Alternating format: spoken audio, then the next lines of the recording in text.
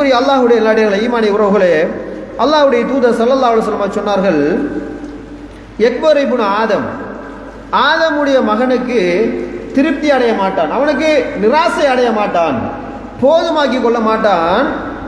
இஸ்னான் சொல்ற ரெண்டு விஷயத்துல நமக்கு திருப்தியே வராதுட்டாங்க.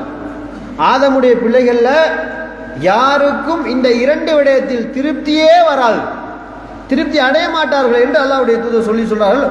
ஹுப்புல் மால், முதலாவது இந்த பொருளாதாரம் தேடுகிற ஆசை என்பது அது ஒரு தனி டேஸ்டாக ருசியாக இருக்கும் மனிதனுக்கு.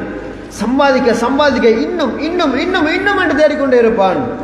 அதே போல ரசூல் சொன்னார்கள், வதூலுல் உமர், அதாவது வயது கூட நின்று கொஞ்ச காலம் வாழ்ந்தா நல்லா இருக்குமே யோசிக்கிறது. இன்னும் கொஞ்சம் காலம், ஒரு 20 வருஷம் வாழ்ந்து புள்ள குட்டியை கொஞ்சம் கரை சேர்த்துட்டா போதுமே.